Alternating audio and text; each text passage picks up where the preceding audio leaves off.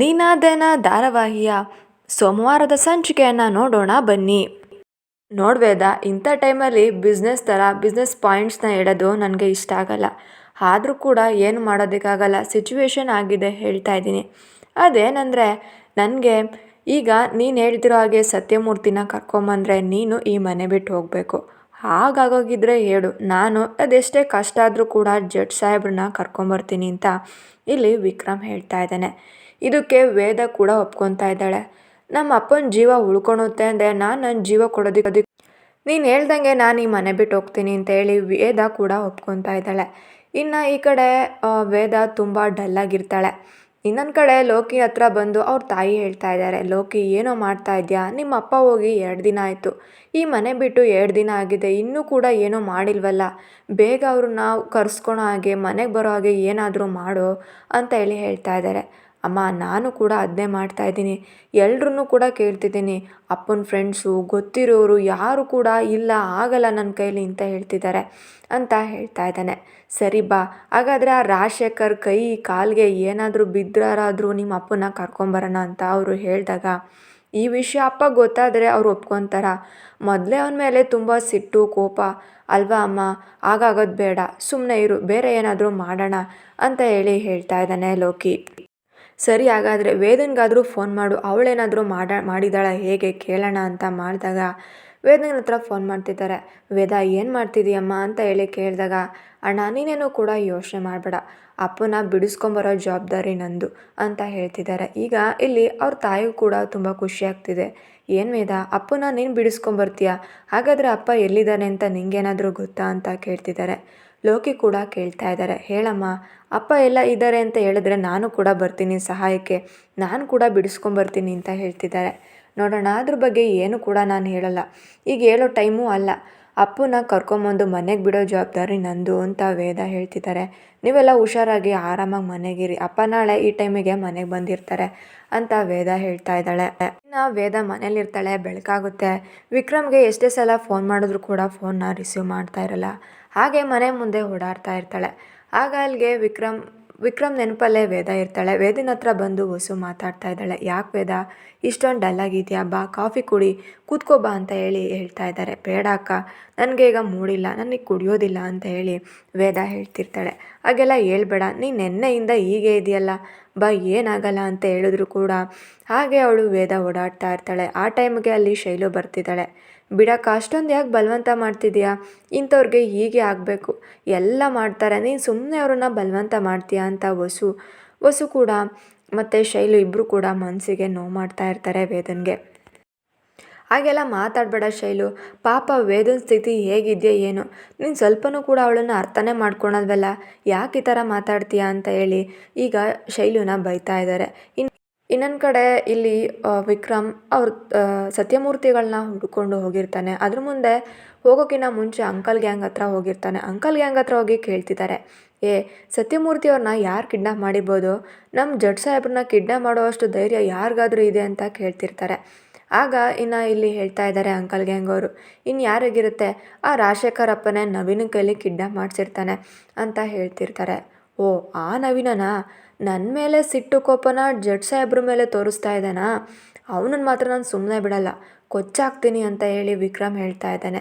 ನೋಡಿ ವಿಕ್ರಮ್, ನೀನು ಈ ಥರ ಮಾತಾಡಬೇಡ, ಆ ನವೀನ್ ಸುಮ್ಮನೆ ಅಲ್ಲ, ಅವನು ಸರಿ ಇಲ್ಲ, ನೀನೊಬ್ಬನೇ ಮಾತ್ರ ಹೋಗಬೇಡ, ನಡಿ ನಾವು ಕೂಡ ಬರ್ತೀವಿ ಅಂತ ಹೇಳ್ತಾ ಇದ್ದಾರೆ.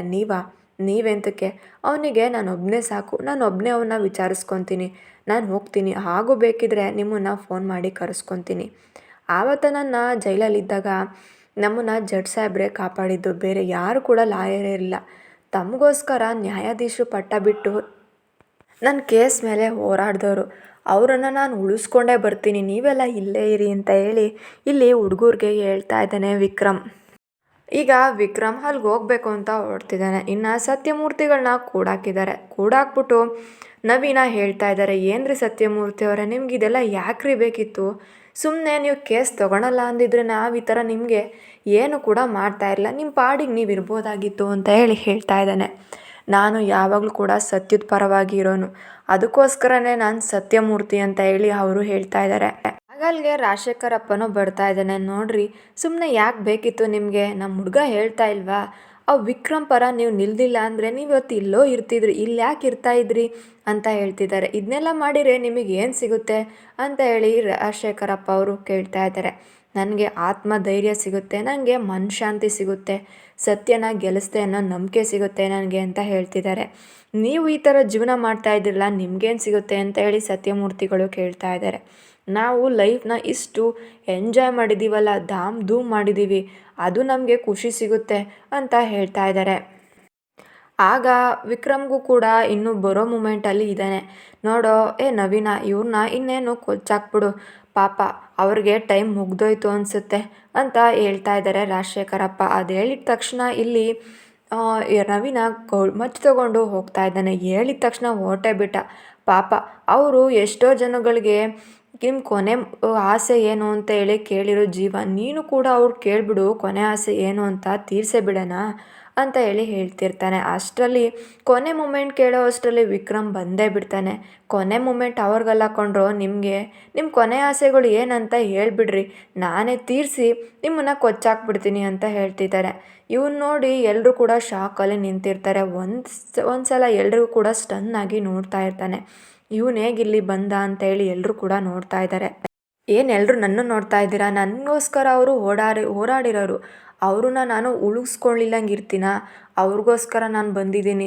ನಿಮ್ಮ ಯಾರ್ದು ಕೂಡ ಇವತ್ತು ಬಿಡಲ್ಲ ಕೊಂಡ್ರು, ನಿಮ್ಮನ್ನೆಲ್ಲ ಇವತ್ತು ಮಣ್ಣಿಗೆ ಹಾಕಿನ ನಾನು ಹೋಗೋದು ಅಂತ ವಿಕ್ರಮ್ ಹೇಳ್ತಾ ಇರ್ತಾರೆ. ಯಾರ್ಯಾರಿಗೆ ಹೆಂಡತಿ ಮಕ್ಕಳಿದ್ದಾರೋ ಎಲ್ಲರೂ ಇವಾಗಲೇ ಸೈಡ್ಗೆ ಹೋಗ್ಬಿಡಿ ಅಂತ ವಿಕ್ರಮ್ ಹೇಳ್ತಾ ಇದ್ದಾನೆ. ನವೀನಿಗೆ ನೋಡಿ ತುಂಬ ಸಿಟ್ಟು ಬರುತ್ತೆ. ಅವನು ಹೊಡೆಯೋದಕ್ಕೆ ಹೋಗ್ತಾ ಇರ್ತಾನೆ. ಆಗ ರಾಜಶೇಖರಪ್ಪ ಹೇಳ್ತಾ ಇದ್ದಾನೆ, ನವೀನ ಸ್ವಲ್ಪ ಸುಮ್ಮನೆ ಇರು, ನೋಡು ವಿಕ್ರಮ್, ನನಗೂ ನಿನಗೂ ಪ್ರಾಬ್ಲಮ್ ಇದೆ, ಹಾಗಂತ ಹೇಳಿ ನೀನು ಈ ಥರ ಬರೋದು ಸರಿಯಲ್ಲ. ಯಾವತ್ತಲೇ ನಿನ್ನನ್ನು ಕೊಚ್ಚಾಕಬೇಕು ಅಂದ್ಕೊಂಡಿದ್ದೆ, ನಿಮ್ಮ ಅಪ್ಪ ಬಂದು ನನ್ನ ಕಾಲು ಹಿಡ್ಕೊಂಡಿದ್ರು, ನನ್ನ ಮಗನಿಗೆ ಏನು ಮಾಡಬೇಡ ಅಂತ ಹೇಳಿದ್ರು, ಅದೆಲ್ಲ ಸಾಲದು ಅಂತ ಹೇಳಿ ನಿಮ್ಮ ಮನೆ ಅಂತ ಹೇಳ್ತಿದ್ದಲ್ಲ, ನನ್ನ ಫ್ಯಾಮಿಲಿ ಅಂತ ಹೇಳ್ದಲ್ಲ, ಆ ಫ್ಯಾಮಿಲಿಗೆ ಬೆಂಕಿ ಇಟ್ಟಿದ್ದೆ, ನಿಮ್ಮ ಮನೆಗೆ ಬೆಂಕಿ ಇಟ್ಟಿದ್ದೆ, ಆಗಲೇ ನಿನ್ನ ಕೈಲಿ ಏನು ಮಾಡೋದಕ್ಕಾಗಲ್ಲ, ಈಗ ಬಂದಿದೆಯೇನೋ, ಸುಮ್ಮನೆ ಮನೆಗೆ ಹೋಗ್ಬಿಡು, ನಿಮ್ಮ ಅಪ್ಪನ ಮುಖ ನೋಡಿಕೊಂಡು ನಿನ್ನನ್ನು ಬಿಟ್ಟು ಕಳಿಸಿದ್ದೀನಿ ಅಂತ ಹೇಳಿ ಹೇಳ್ತಾ ಇದ್ದಾನೆ ರಾಜಶೇಖರಪ್ಪ. ನೀನು ಬಿಟ್ಟು ಕಳ್ಸೋದಲ್ವ ಕಣೋ, ನಾನು ನಿನ್ನನ್ನು ಬಿಟ್ಟು ಕಳಿಸಿದ್ದೀನಿ, ನಮ್ಮ ಅಪ್ಪ ನಿನ್ನ ಮೇಲೆ ಪಾಪ ಏನೋ ನಂಬಿಕೆ ಇಟ್ಟು ಬಿಡು ವಿಕ್ರಮ್, ಅವನೇನೋ ಮಾಡಬೇಡ ಅಂದಿದ್ದಕ್ಕೆ ನಾನು ನಿನ್ನನ್ನು ಬಿಟ್ಟಿದ್ದೀನಿ, ಇಲ್ದಿದ್ರೆ ನಾನು ಬಿಡೋ ಮಂದಿನೇ ಅಲ್ಲ, ನಿನ್ನಂಥವ್ರನ್ನ ಸಾಯಿಸಬೇಕು ಅಂತಲೇ ದೇವರು ನನ್ನನ್ನು ಸೃಷ್ಟಿ ಮಾಡಿದ್ದಾನೆ ಅಂತ ವಿಕ್ರಮ್ ಹೇಳ್ತಾ ಇರ್ತಾನೆ. ನಮ್ಮ ಹತ್ರನೇ ಬಂದು, ನಮ್ಮ ಅಡ್ಡಕ್ಕೆ ಬಂದು, ನಮ್ಮ ಬಾಸ್ ಹತ್ರನೇ ಮಾತಾಡ್ತಿದ್ಯಾ ಅಂತ ಹುಡುಗರೆಲ್ಲ ಬರ್ತಾ ಇದ್ದಾರೆ. ಆಗ ಹುಡುಗರನ್ನೆಲ್ಲ ವಿಕ್ರಮ್ ಹೊಡಿತಾ ಇರ್ತಾನೆ. ಇಲ್ಲಿ ದೊಡ್ಡ ಫೈಟ್ ನಡೀತಿರುತ್ತೆ. ಸತ್ಯಮೂರ್ತಿಗಳನ್ನ ನೀವೇ ಬಿಟ್ಟರೆ ನೀವೇ ಗೆದ್ರಿ, ಇಲ್ದಿದ್ರೆ ನಿಮ್ಮದೆಲ್ಲ ಇವತ್ತೇ ತಿಥಿ ಕಾರ್ಡ್ನ ನಿಮ್ಮ ತಿಥಿ ಕಾರ್ಡ್ನ ನೀವೇ ಬರ್ಕೊಂಡಂಗೆ ಆಗುತ್ತೆ ಅಂತ ವಿಕ್ರಮ್ ಹೇಳ್ತಾ ಇದ್ದಾನೆ. ಇಲ್ಲಿಗೆ ಈ ಸಂಚಿಕೆ ಮುಕ್ತಾಯವಾಗುತ್ತೆ.